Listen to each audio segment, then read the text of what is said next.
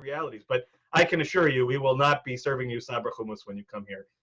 It is not going to happen. We'll give you something else for sure. That's great.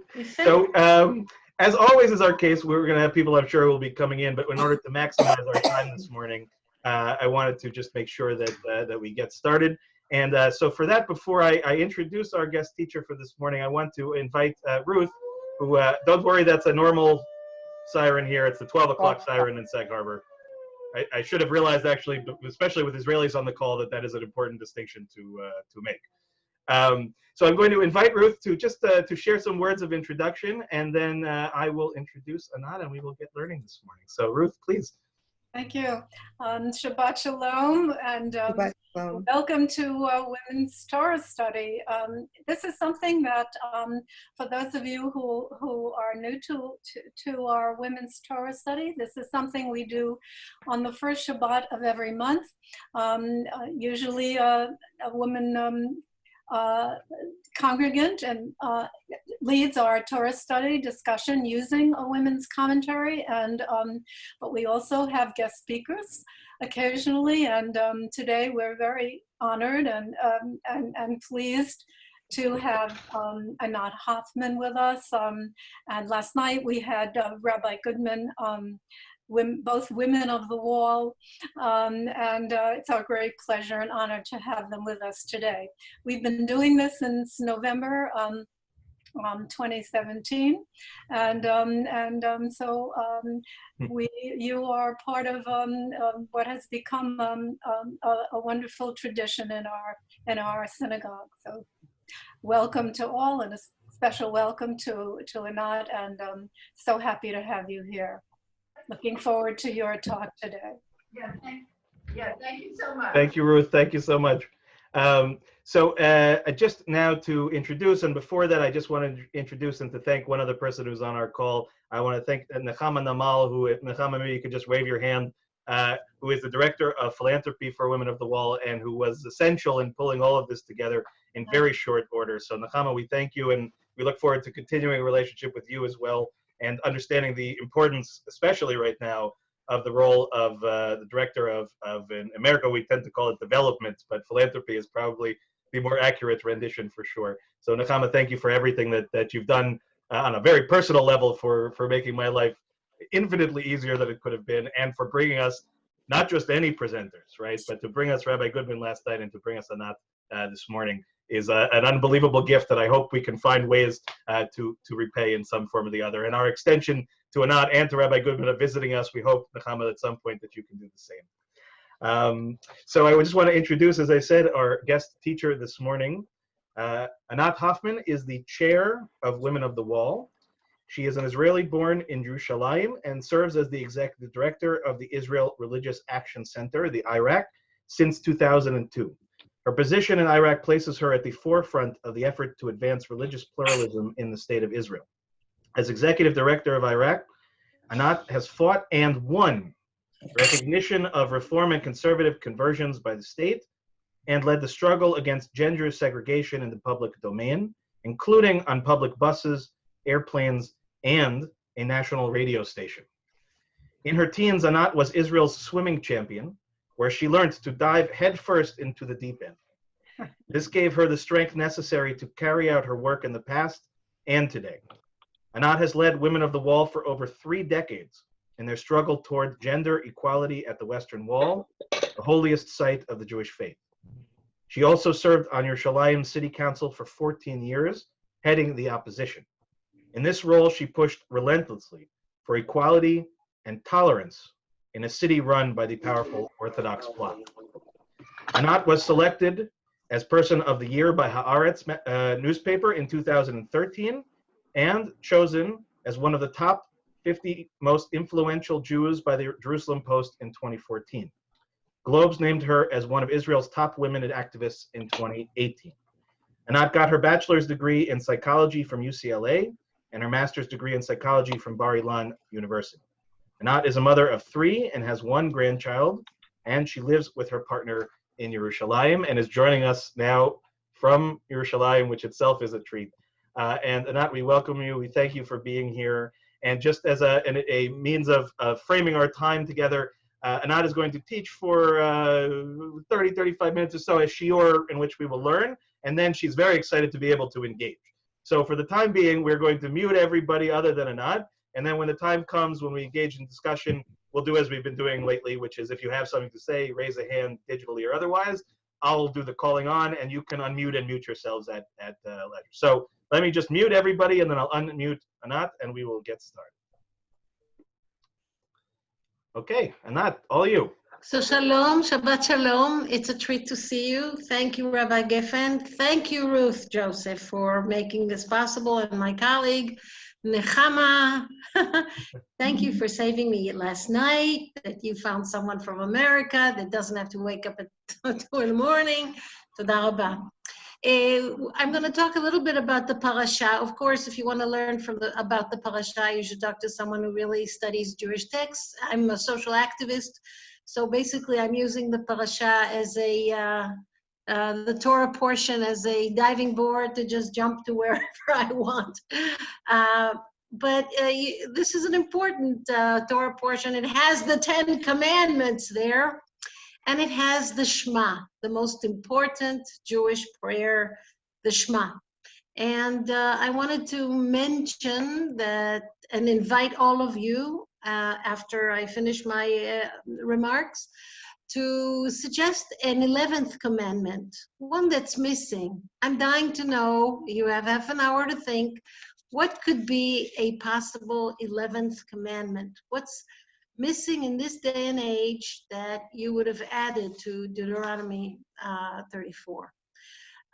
In this parasha also, Moses is told that he will not get into Israel. That the people of Israel, the Bnei Israel, will be able to cross the Jordan, but he will not go in. And the pasuk is actually quite lovely. It says, I have let you see it with your eyes, but you will not cross over to it.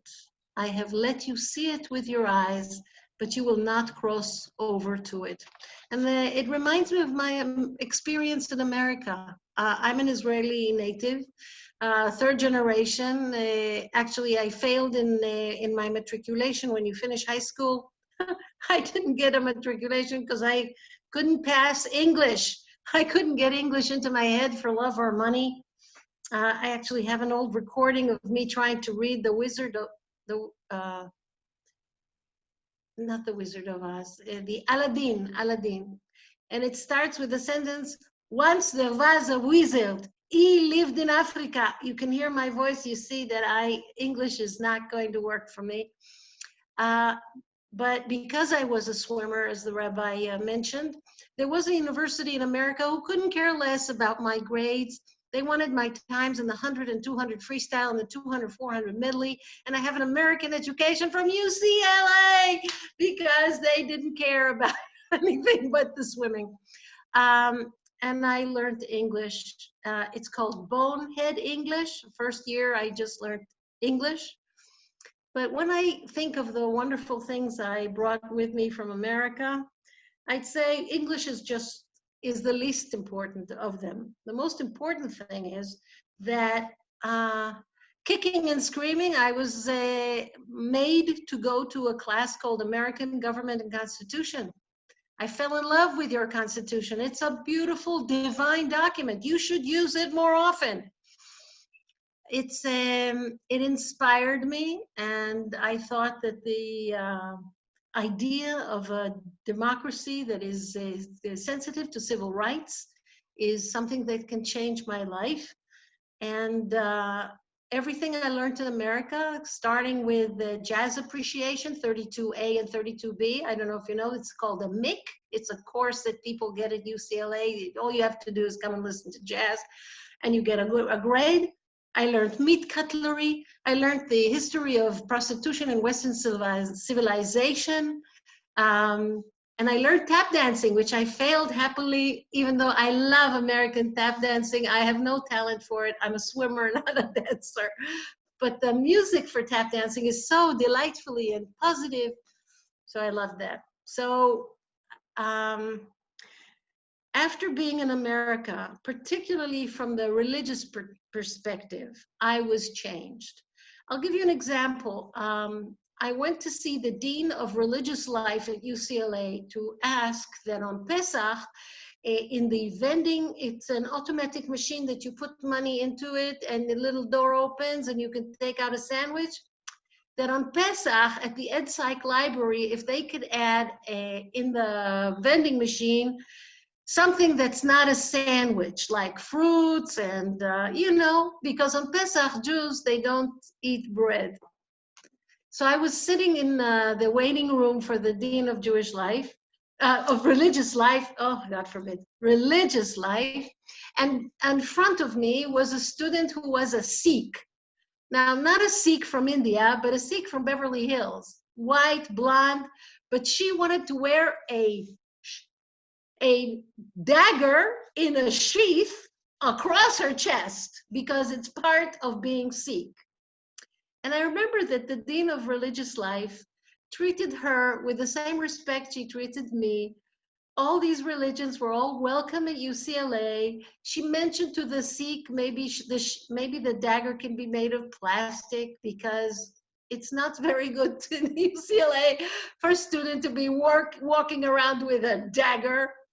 And with me, she asked me if I can look at bread, or should she also cover with brown paper the sandwiches in the vending machine so I won't be able to look at the bread. And it was a corrective experience for me.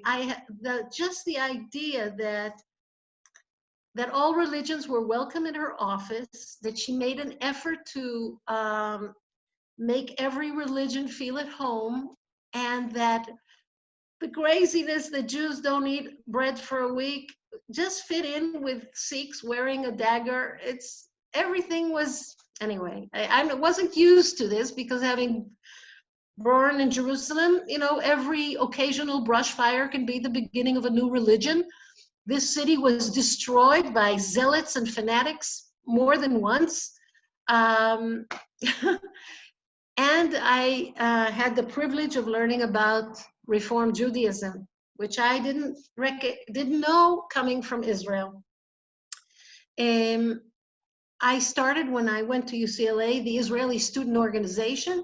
There were thousands of students in my organization, 6,000. This is before internet and everything. 6,000 students. There are that. After Israel, LA is the largest concentration of Israelis in the world. And the first thing we decided is that we will do Israeli things. Jewish stuff is not for us. Jewish stuff is for you because you have a lame identity. You are with all the goyim. You need to have Jewish stuff in your life. But we're Israelis. Is this familiar to any of you? Have you ever heard Israelis talk like that? Well, I thought it's normal to talk like that. And I remember when we organized the first Seder, in order to differentiate us from Jews, we decided we're going to have a Seder, yeah, with all the songs and everything, but we'll have pita bread on the table. Matzah too, but pita bread as well. Just to show that we are not, religious. So it's quite amazing how ignorant I was and how arrogant I was. It's a lethal combination. I'm not mentioning anything about President Trump. I'm not saying a word, but I'm just saying the combination of ignorance and arrogance is very problematic. And I was like that until I met the rabbi of Hillel at UCLA. And he heard about this Israeli champion that came to America, and he asked me if I have developed lungs. It sounds like the oldest come on in the world. I said, yeah, I guess. He said, did you ever blow a shofar? I wasn't comfortable telling him that I've never been to synagogue when blowing shofar. And he pulled the shofar off the shelf and he let me blow on it, and it squeaked a little bit, and he told me I'm a real talent. And he gave me a book. The book was written in Jerusalem. The author was a friend of my grandfather, Shmuel Yosef Agnon, an Israeli author that won the Nobel Prize. and actually named my mother. My mother is the first daughter of Kibbutz Ramat Rachel, and Agnon lived across the street in Talpiot, and he named her. She's the first Varda in Israel, in the world, I guess. Anyway, I read the book in English. I never read his book in Hebrew because it's about, Jewish stuff. Wasn't for me. I read the book in English, and I realized that Jews don't drink on Yom Kippur. I thought this was only the eating bit. I didn't know they.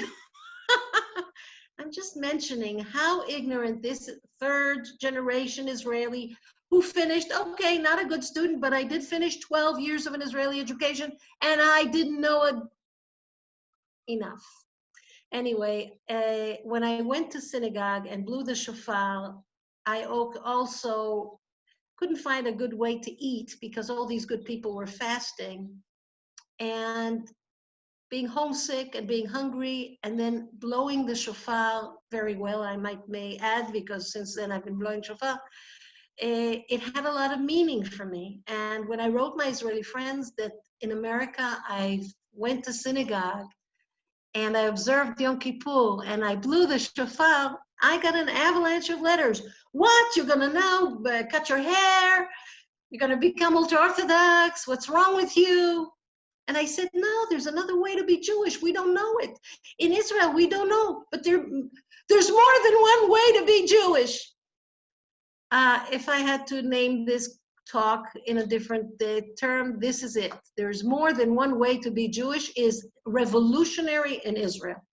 And Women of the Wall are exactly that. They are showing these Israelis, they're showing the Jewish world that there is more than one way to be Jewish. There is the Orthodox way, there is the ultra-Orthodox way, and there is the Women of the Wall way, and we are a group that was able to really break partitions. The first partition we broke is between ourselves. We are of all denominations. The Director General of Women of the Wall is an Orthodox woman. I'm Reform. Tami, my deputy, is conservative. And we are sisters. We call ourselves sisters and we behave like we're sisters. Then we broke the partition between us and you. Our support, and Ruth, you are an example of this, comes from all over the world, women who are our sisters from abroad. We see you as one of us, even though you are on the, what's it called, feed, that live feed from the wall. You wake up at this ungodly hour to watch us. We feel this. This is important. And finally, only recently, I'm actually a little ashamed of that, we broke the partition between us and men. There are 50 men who join the Women of the Wall every month just to come and protect us. Men like you, Rabbi Geffen, who really, you are a brother to this group. So when I came back to Israel after having my studies in America, I saw with my own eyes the promised land. I saw pluralism in action. I saw that it's possible to have freedom of religion. And I learned that Thomas Jefferson said that in politics, it's the opposite than in religion. In politics, united we stand, divided we fall. In religion, divided we stand, united we fall. And Israel has the lame attempt to have one united Jewish religion. It's impossible. The result is that Israelis run away. Many Israelis run away from this state religion, which is the most staunch orthodoxy. In this parasha, in this Torah portion, there is the prayer, the Shema. Shema is to hear. Hear, O Israel. Because of the importance of this prayer, the Rabbi of the Wall does not conduct bar mitzvah, does not conduct bar mitzvah ceremonies for deaf children. I'm going to let you digest this for a minute. Deaf children. Do you know that in Israel we have 600,000 deaf and hard of hearing? And all of them are not welcome because of the Shema? To take this wonderful text and to abuse it so that people with this handicap cannot participate is just misreading the text. So Women of the Wall are insisting on opening Judaism up, not closing it in. It's too big to be in a shoebox, particularly an ultra-Orthodox shoebox. The word Shema is a Shin Mem Ayin, that's the root of it, to hear, lends itself to two very important concepts. Here, I think Hebrew, which is the best achievement of the Zionist movement. If there's one achievement that I'm 100% behind, it's the invention of the Jewish, or the resurrection of the modern Jewish Hebrew language. And Hebrew is wiser than the people who speak it. Hebrew is delicious. I'm sorry it was rammed down your throats in your bar mitzvah, and some of you don't like it. It is wonderful. If you want to fall in love with something Jewish, Hebrew, modern, fall in love with Hebrew. Anyway, the word Shema lends itself to two very important concepts. One is mishma'at. Mishma'at means discipline. To hear, to have discipline. And the other is mashma'ut, which means meaning. Hebrew is telling us that to hear, to have meaning, and to have discipline are connected. Where is English on this one? Nowhere in sight. It's a wonderful idea, very pregnant with ideas, with the meaning. So Women of the Wall have discipline. For 31 years, we're there, rain or shine, in the uprising, intifada, when we're pregnant, when we're sick, when we're attacked, when there are thousands of demonstrators against us. We have discipline, and it lends our lives with meaning, because we started as single women. We are now grandmothers, and there are hundreds of younger women joining us. And I must say, Nechama, you will enjoy this. My favorite moments after and before prayer is to run into one of those young women or girls, and she says, I don't know what the fuss is about. Well, it was always like this. Women could always wear talitot. And I'm thinking, about, going to jail for wearing a talit. Yes, Women of the Wall, 55 of us went to our local jail for wearing the Women of the Wall talit. And I'm thinking, she thinks it's normal. It's great for her. It's always been like that. It's like women after securing the vote in America. Women always voted. Yeah, well, some women in America actually remember that it wasn't allowed. And Women of the Wall certainly remember that wearing a talit was an offense, a criminal offense in Israel, punishable by 6 months imprisonment and a 10,000 shekel fine. We remember when it wasn't allowed to pray out loud at the wall. An Israeli, Hebrew, Jewish policeman would come to you and shush you. And after a few years of shushing by the police, some of us, Women of the Wall, started shushing each other for fear that a policeman will come and shush us. And putting on phylacteries wasn't allowed. We had a workshop for how to put on phylacteries at the wall last year. And also, the last thing is reading Torah. Well, that one is still not allowed, but all the other things I mentioned, wearing a talit, praying out loud, putting on phylacteries, lighting a menorah, blessing the lulav, all these things are now normal, and I wouldn't say they're pleasant, but they're normal and accepted. They're not criminalized anymore. And it is us that did it together. Us with you, with the men.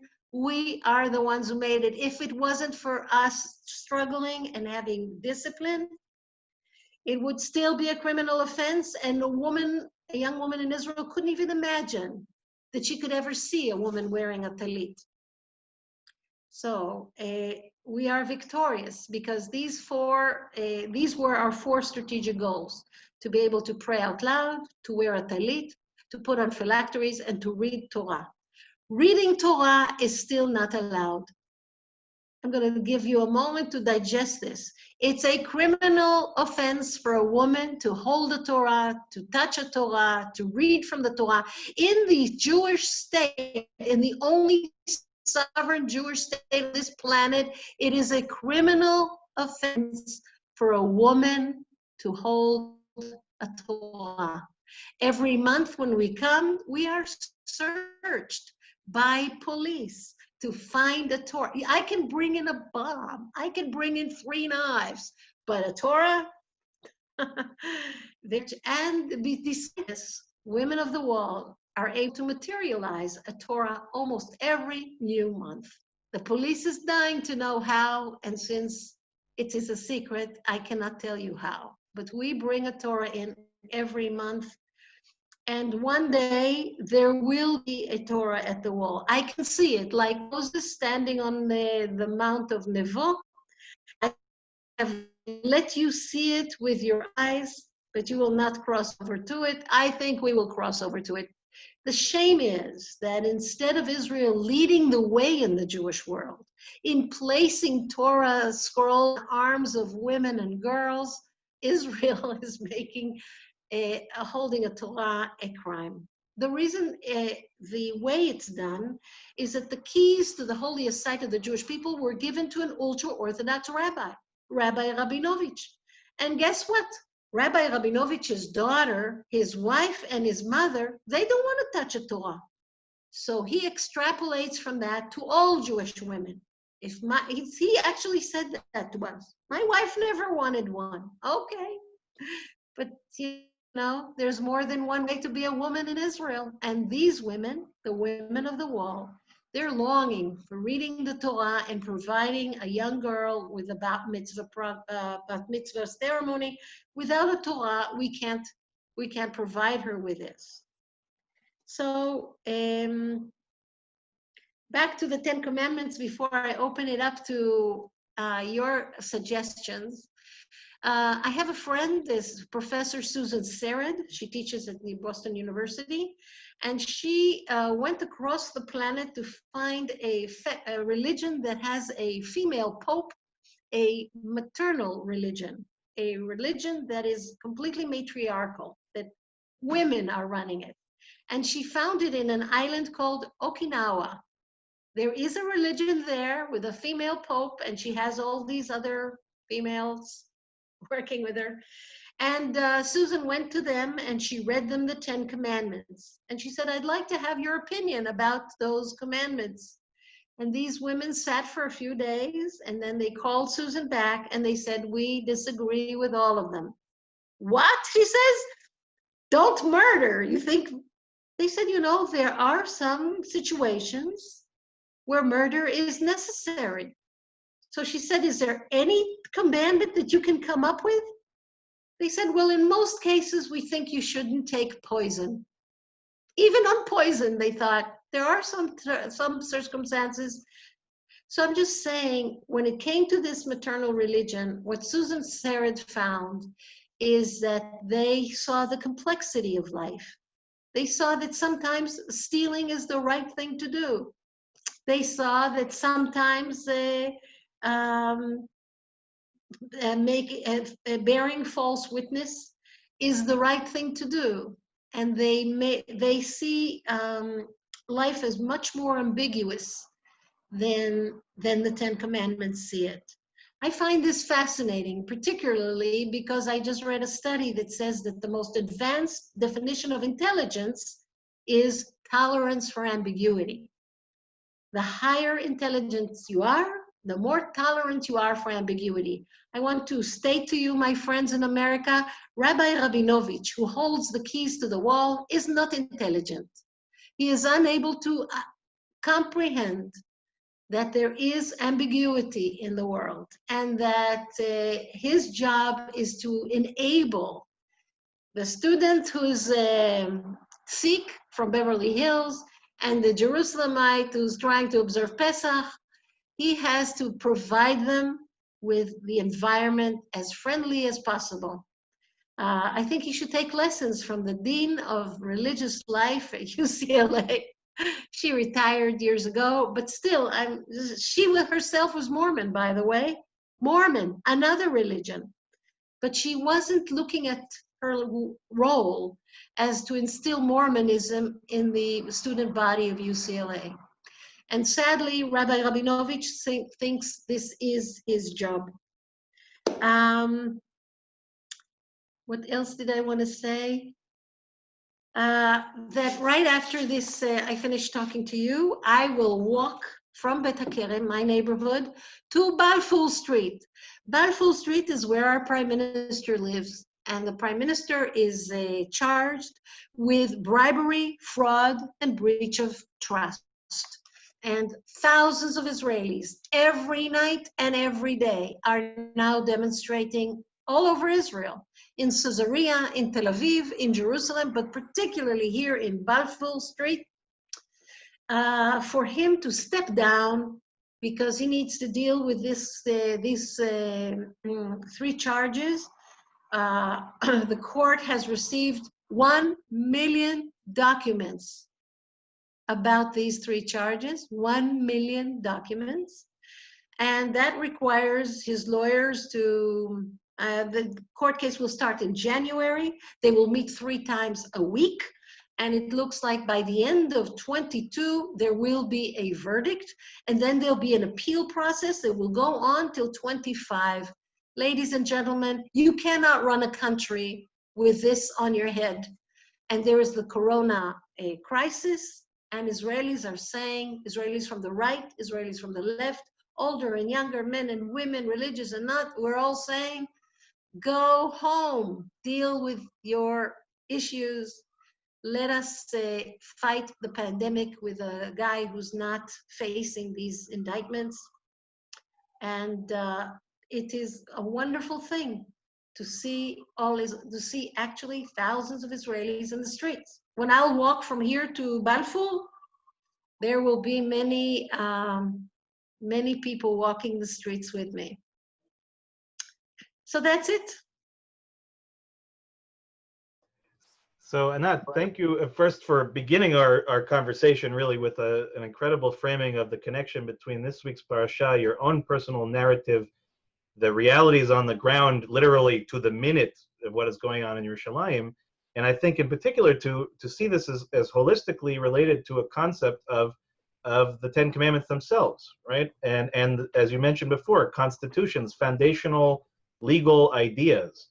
And the danger, I think one of the most brilliant things that you pointed to is this idea of unity and disagreement, and our misconception about the sort of assumption that it is always better to be unified and always worse to be divided, when in reality we see that actually it's quite complicated. And I think the beginning of this week's portion is the indication of that, right? This very interesting word, ve'et chanan, this sort of pleading or imploring of God, right? This idea that Moshe is challenging essentially what has been given to some degree.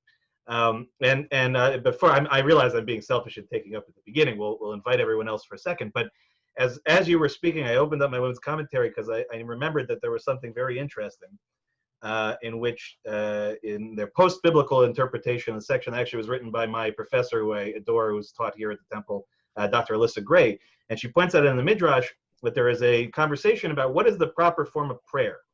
And should it be done in a loud voice or a prominent kind of pleading like what we get at the beginning of the portion from Moshe, ve'et chanan, as the rabbis assume in the Midrash that this is a suggestion of a form of prayer, right? Which makes sense to us. If we've prayed before, there's a very good chance at some point or another that we have pleaded with God for something.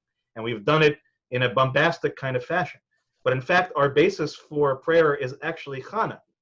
Chana who teaches us that we have a lot of internal work to do in that kind of regard. But I would just say that your question that I think now will open up to conversation about what would be the 11th commandment, should we be thinking in these kinds of terms, all of this relates to that question, right? All of this relates to that question. And I think I certainly have an answer, but I want to give some of my students and fellow teachers a chance to come in, and I'll bring in mine in a second. So I see Jerry and Kathy have a digital hand up, so we'll call on you guys first. You all have the power to mute and unmute. So when you get called on, unmute. When you're done speaking, mute again. So Jerry and Kathy, you're up. Hi. First of all, thank you so much. I so appreciate you and your efforts for the Women of the Wall. When I was last year in Israel, I went to the wall and I was passionate about it. My tour guides and everyone else I met were not as passionate about it. I said, in America, we want women to be at the wall. Look at me. I have some fabulous pictures. I was almost going to wish I could screen share and show you them of the women at the wall. what percentage of the women in Israel, because the ultra-Orthodox women I met absolutely don't care, and the secular people, as yourself, grew up so secular, and yet you have a passion for it, understand how this is important to us to be able to talk to God. And by the way, the commandment should be, we're all equal in the eyes, make sure you're all equal in the eyes of God, you know, something like that. But what percentage of women will start to fight Netanyahu and the halakha and to try to change this other than you guys? Look at the wall. We have grown in numbers. There were years where women of the wall were not reading Torah, not because we were not allowed to read it, but because we were not a minyan. We were not 10 women. Because I've been, you know, there from the beginning. I remember one Rosh Chodesh, one new month, where I came alone. The women of the wall was one woman. We are hundreds now, and we have support in Orthodox circles as well. We know that because we recently hired Wendy Barish. She's our new social media director. Years ago, she came to Israel as an ultra-Orthodox girl from abroad. And one day in this ulpana, that yeshiva that she went to, they told them, today we're going to the wall, and you're going to have to demonstrate against the women of the wall, which are the scourge of the land. And she demonstrated. And she remembered that once she got to see us and see that we are a praying group with serious prayer, that we do everything according to halakha, we don't miss a beat. She came home with the question of why not, actually? That why not is what brought her 10 years later to become our director of communications. Wow. So I think why not is the most subversive Jewish question. And even those who come to heckle us and attack us, because I've been 30 years at it, sometimes they come back and they say, you know, I spat on you 10 years ago, and today I'm a musician, and my journey started with that spit. I felt terrible about doing that. So I read just a few months ago, someone said, we need to fight the electric company like women of the wall. It's synonymous with tenacity, a group that's for over 30 years fighting and succeeding. I'm showing you that of the 4 strategic goals, we succeeded in 3. Only the Torah remains a goal that we have not reached.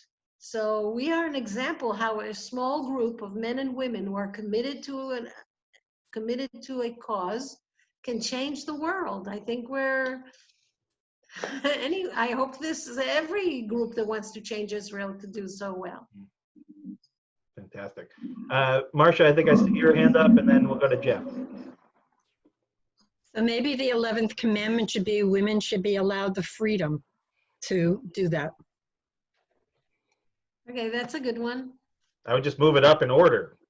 That, you know, I would put that towards the top. That would be much. That's great. Okay, Jeff, I think you had a hand up next. Just make sure to unmute yourself before you start talking. Unmute. You're Am good. I unmuted? Yep. Yeah. My commandment would be, and I don't know where it would be in the order, would be thou shalt not enrich uranium. Uh-huh. Okay. Maybe somewhere around the 5th or 6th, I don't know. But, you know, I've done a little looking into this, the origins of this thing. It looks to me like it comes from the Talmudic ruling from the 13th century. There were 2 rulings, apparently. I'm getting this from a Hasidic rabbi who gave a talk. His name is Manis Friedman. In the 13th century, they said that there's no reason why women shouldn't be able to perform every mitzvot, including wearing a tallit and putting on tefillin. And that was, I think there were 2 Talmuds at that time. If I'm not mistaken, there was a Jerusalem Talmud and some other Talmud. So all the majority of all the Talmudic rulings were in favor of women being able to participate and complete any mitzvah. But the one dissenting vote was from the Jerusalem Talmud, which everybody which is what they base everything on in this day. And the logic behind it in the 13th century was that women were unable to control their flatulence. This is 13th century mindset. And that they would be passing gas while they were wearing tefillin. It's I guess documented in tefillin. So, so apparently you're not supposed to do that. So anyway, it's so that everybody chose to go with that one as opposed to, so you could look this up if you want and do further research. Jeffrey, I actually know that one. And I must say, what you're pointing out is that in the 13th century, Judaism allowed for a lively argument within ourselves. In fact, from the very beginning, if you look at Abraham, the first Jew, he starts the religion. It's customary that when God talks to you, you fall on your face and you say, "Speak, God, I will do everything you say." But he, like a used car salesman, he starts arguing with God. How many righteous people can be in Sodom? And 50, 40, 30, he haggles with it. Read it. The first thing is an argument. And then in the middle, he says to God, "Shofet kol haaretz lo yaseh mishpat." The judge of the whole cosmos will not be a just judge. What kind of a God are you? And the argument continues. Moses resigns. The prophets curse God. God wants to throw us in the middle of the desert. Moses wants to resign. People are arguing throughout the Bible. It's a big argument. The Talmud is 3,000 pages of argument over everything, over the chukchik of the kumkum, over the, I can't translate that. One of the most important Talmudic arguments, Rabbi, you can correct me, is if you have an oven that cooks matzot and you cut the oven into 9 pieces, how many pieces would still make a kosher matzah? I swear to you, this is one of the most important Talmudic stories ever. And Tanuro Shel Achnai I'm talking about. It's a wonderful story. But Can I interject real quickly? Can I interject something? I just wanted to say, Jeffrey, I'm on a roll. Wait a minute. But I don't want to get distracted, and I don't want to take too much. Let me get to the punchline. Let me get to the punchline. Sorry. We argued and saw dissent as a source of blessing. We thought we gave the right to a bachatan, a person who's just getting married, to say a chidush, to say how other rabbis made a mistake and he is smarter than them. That we encourage kids in the Seder to ask questions. We relish change and dissent, and we saw pluralism as a blessing for Judaism. And all this ended when the state of Israel 72 years ago decided that there's one state religion, only Orthodox rabbis can be rabbis, and gave the entire Judaism to one minority zealot group. All the argument ended. Reform and conservative are not recognized. You guys abroad are not seen as 100% Jewish because you're not Orthodox. That is where the lively, healthy argument ended. Please, Jeffrey, go on. Anything you can do to change that is very much appreciated. And I very much admire you and what you're doing. There, to me, always did seem to be some sort of psychological dysfunction, superimposed with some religious observance when it comes to the one single-mindedness of almost sort of a mental illness to it in a way. So I understand your frustration and your anger in having to go up against that. But I see a couple of points about being divided. It seems to me sort of a contradiction where you want to break through the dividing, but then you say dividing is what makes us stronger. So it seems like a contradiction, and you want to eliminate any divisions in Judaism, but it's division that makes us stronger. So, but it's a philosophical point that Jeffrey, I think let me use a different metaphor. We are different not because some of us are in the dark and the others of us have seen the light. We are different because there are many lights. The more lights there are, the greater the light there is. This is what I'm asking for. So let's not look at dividing. By having another idea about what to do at the wall, I am bringing more diversity to the wall, more blessing to the wall. We should be admired at the wall. Women of the wall should be coming there for applause because we provide a service for bat mitzvah, which the rabbi doesn't do. Do you know the rabbi wrote a book, almost 600 pages in it. In the whole book, there's not one photograph of a woman. The rabbi of the wall, yes? The guy who is in charge of the $200 million that the government of Israel supports the wall. Mm-hmm. And he writes two things about women. A menstruating woman should not touch the wall. A menstruating woman should not gaze at the Torah when it is lifted in the men's section. Okay. This guy is unfit to have the keys to the wall. Someone else should have it. I have a suggestion. Rabbi Geffen should have the keys to the wall. Because if he had it, ultra-Orthodox will be welcome, women of the wall will be welcome, transsexuals will be welcome, deaf kids will be welcome, the Pope will not be asked to take off his crucifix, and all will, because he is a moderate. He's not a zealot. That was the tragic mistake. We have given Jewish religion to the zealots. We have to take it back. Yeah, one of the conversations, I know you're going to cut me off, but I just want to finish making my point, all right? Because I think that, you know, when your enemy is a zealot, you have to be careful not to become a zealot yourself. That's my final point. Excellent. And so when you're, you know, if you define the alternative by defining the conflict. Excellent point. If you continue to define the conflict as women against an oppressive, single-mindedness, repressive regime that we have to overcome, then it limits the conversation, which is much more nuanced, which is about the separation of men and women, the different vibrational patterns, the needs to be amongst your own, the need for men to be amongst men, the need for women to be amongst women. You know, how do we approach God differently as men than we do as women? There are so many interesting aspects. Jeffrey, you're getting a medal. This is excellent. This is an excellent point. Excellent point. Really. And we limit ourselves. We'll let other women speak. Okay. Yes, but we limit ourselves, and that's my only point. I don't want it's to limit the conversation. Thank you, Jeff. Okay, so I see. I think, thank you very much. You're beautiful. Yeah. Ruth, I think, was going to be next. Yeah. I also saw Margaret Bromberg, who was actually probably within a quick cab ride from you, Anat, who was showing a picture of her daughter, Minna, I believe. So let's go to Ruth for a second, and then we'll go to Margaret. Okay, I was just going to say that Margaret was holding up something that looked, first of all, a shout out.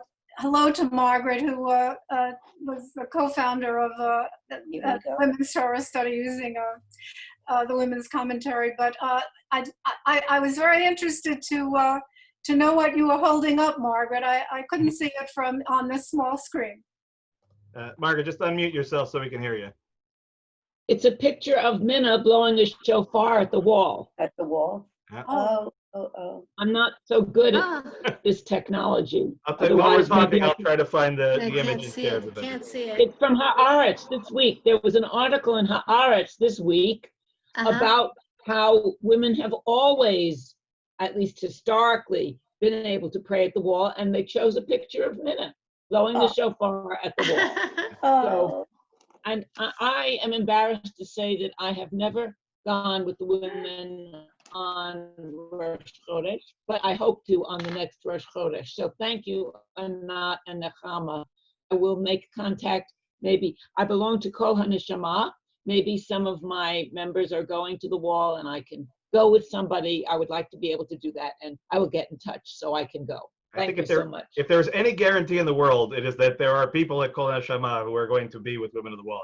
I can guarantee that. But that, look, please join us. Yeah, if we do nothing else on this Shabbat, right? One more person going to the Kotel on Rosh Chodesh, you know, as they say. Margaret, what talit will you wear? The wonderful question, because some years ago I was honored by Temple Adas Israel, and their gift to me was a talit. Now, I had never worn a talit, and I'm still not totally comfortable wearing a talit, but I brought my talit to Jerusalem because I wanted to explore more about wearing a talit. So I will certainly bring my talit from Temple of Das Israel to the wall. Beautiful. Wonderful. So I wonder though, because Rabbi Goodman told us last night that in fact anyone who is looking for a talit, perhaps or not, you could tell us. I believe that there is a way to connect ourselves even more deeply. This is beyond my pay grade. This is Nechama's territory. Nechama, please jump in. Yes. Well, first of all, before I go into explaining about the Talitot, I just want to thank everyone for joining us. And Rabbi Geffen, it was such a joy to have our daily correspondence. I don't know what I'll do tomorrow without an email. Anytime, please. I would love to continue that. So thank you, and thank you, Ruth, and thank you, Anat, for your words of wisdom that I'm blessed to get every single day.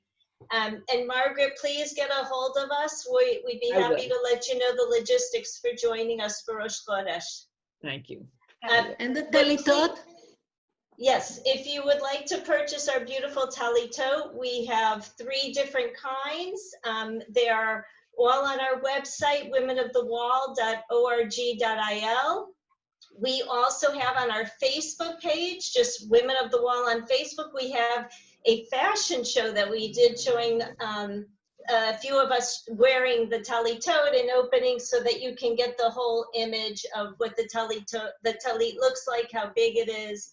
And we'd love for you to be blessed with one of them that will enhance your prayer experience. That's fantastic. And I said to Anat beforehand that my daughter is about 4.5, but that this would be a worthwhile investment in the future. My mother being on the call too, so we might talk about this.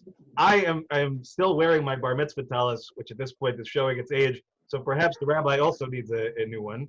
I think would be lovely as well. We do have a couple more minutes. I just wanted to call in a couple more people before we close, and then just, if it's selfish, I just want to save my answer to your question for last. So let's see, I see Linda, and then Bonnie, and then Sue, and we'll see if we have time to get to all 3, and Myra if we can as well. So we'll try to be quick. I just have a question. If you're not a bat mitzvah, can you still wear a talit? Of course, anytime. After your bat mitzvah, you've earned the right to wear a talit all your life and on your deathbed. Always. What if you weren't though? So the truth is that you are already a bat mitzvah, Linda. That actually it's one of the great misunderstandings about the terminology, that it is something that comes to us by age, in the same way that when we turn 18 in this country, we can vote without having to really do anything about it. But to have a bat mitzvah celebration is something that we are going to do for you. And this would be a perfect thing for us to be able to do and to connect, because our congregation is extremely proud of the fact that we have a growing list of women who were denied the opportunity as children and who have made it their opportunity now to become teachers of Torah in our community. So Linda, when you are ready, I'm ready. We will make that happen. But certainly you can be wearing a talit before that day. But if you want to reserve the moment for then, the key piece, as Anat has told us, is there are many different ways to pray, many things to follow or to not follow. The choice ultimately is yours. But I will look forward to that day of sharing with you later. Thank you very much. All right, so I think we're going to go to Bonnie next, and then to Myra and Ruth. I see a hand up as well. What happened to me? Oh, it's Sue. Sue, sorry. Won't forget Sue, I promise. I just want to say, Anat, I am profoundly moved by your work and by the idea of the amazing power of the individual and the way in which your persistence, your sort of centered sense of morality and and your nuanced and complicated understanding of the issues just sets an incredible example. And I can't wait to come back to Israel and join you at the wall. Thank you, Bonnie. Let me just plug another thing for Hebrew. The word matzpen, which means compass, and the word matzpun, which means conscience, comes from the same source. That is, the compass of your life is your conscience. Hebrew is worth learning. It is. It is indeed. Okay, so Sue, and then Myra and Ruth, and then I'll be the last comment. So Sue, you're up. Okay, let me first say thank you. Thank you for you. When you asked for an 11th commandment, I had a thought, and after listening to your comments about Torah and Talmud, I was reinforced in my thought. The 11th commandment should be, you shall wrestle with your God and yourself. Eze Yofi. Eze Yofi. Love that. Beautiful. All right, Myra, our Musar master, you're up. Just make sure you're unmuted. Got it. Thank you. It's been a wonderful presentation. I have so enjoyed it. And I'm sorry that I've been in Israel, but never had the opportunity to be there on the Rosh Chodesh, although I've read about your work. I just wanted to relay a story that tells you how far you've come. In 1978, my daughter was preparing for her bat mitzvah ceremony. And she was the first young woman in our Reform synagogue at that time who was reading from Torah, and the first young woman who had chosen to wear a talit and a kippah. And a friend of ours was going to be in Israel and said she was going to buy her talit and her kippah in Israel. She knew exactly the store to go to in Jaffa. So she heads out to the store, and they bring her out. She tells them it's for a bat mitzvah, and they look at her like she's American. She doesn't know the difference between a bar mitzvah and a bat mitzvah. And they bring her out a selection of talit. And she said, do you have something that might be a little more feminine? And then they got it, and they were terrible. They started yelling at the whole store. Can you imagine? This American thinks that you buy a talit for a young woman. And my friend kept saying, I'm going to buy the talit for the young woman. And she bought it, and my daughter cherishes that talit to this day.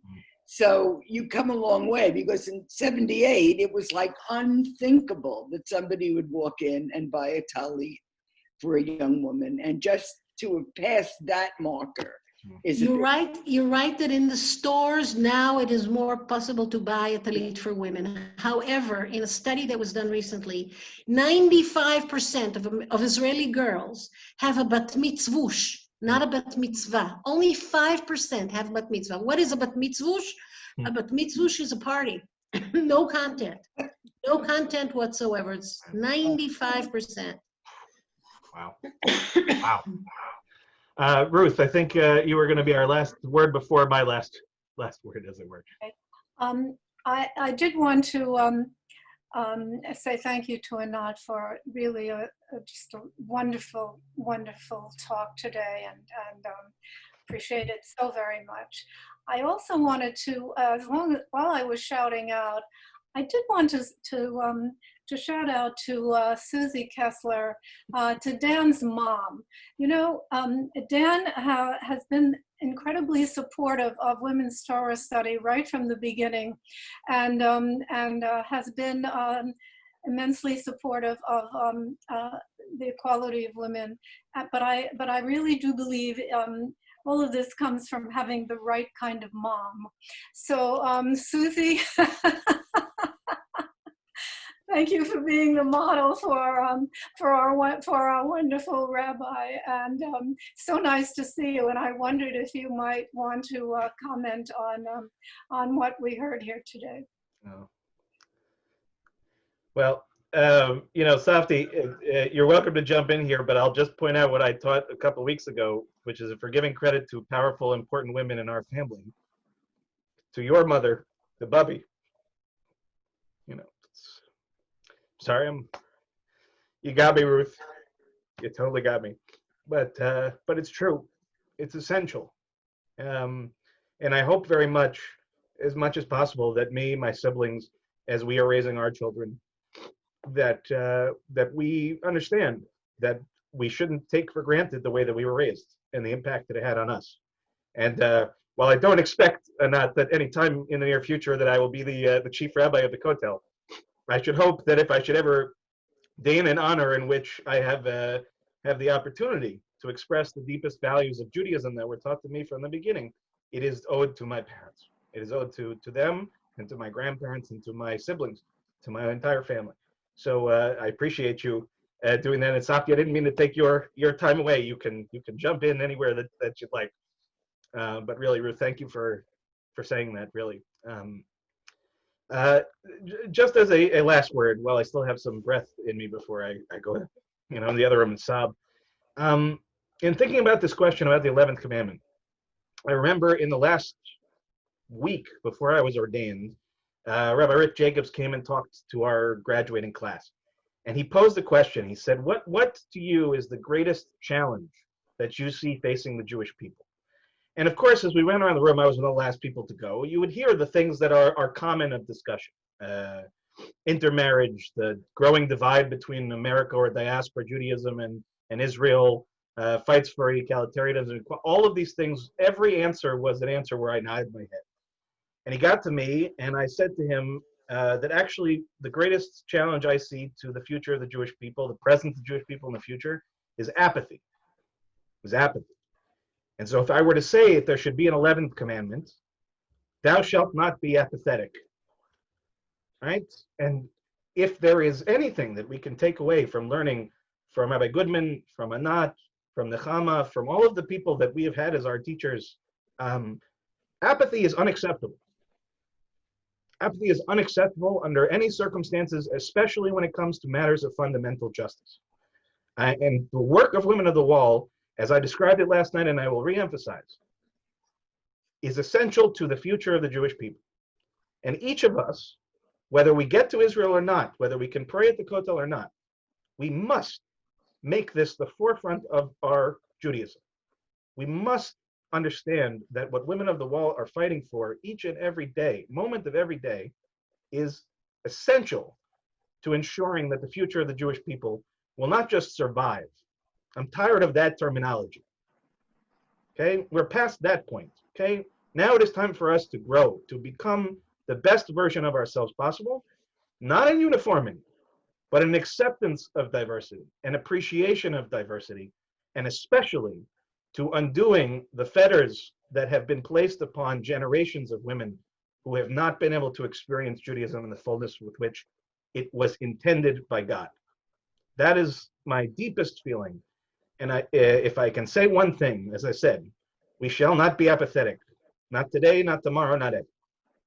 So with that, I thank you, Anat. I thank you, Nechama. I thank you all. I thank you, Ruth. Thank you, Safti.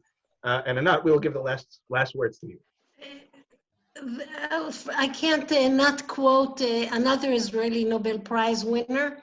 By the way, there are more than 10 Israeli Nobel Prize winners, more than India, and India, I will have you know, is bigger than Israel. Elie Wiesel, who said that the opposite of love is not hate, it's apathy. And the opposite of life is not death, it's apathy. And the opposite of faith is not heresy, it's apathy. And I vote with your rabbi. I think it's an excellent 11th commandment. I just want to end with one thing, that it's been my many years of marriage speaking here. It's been my experience that love is what remains after we know the truth. We spoke about some hard truths about Israel and how we run our religion here.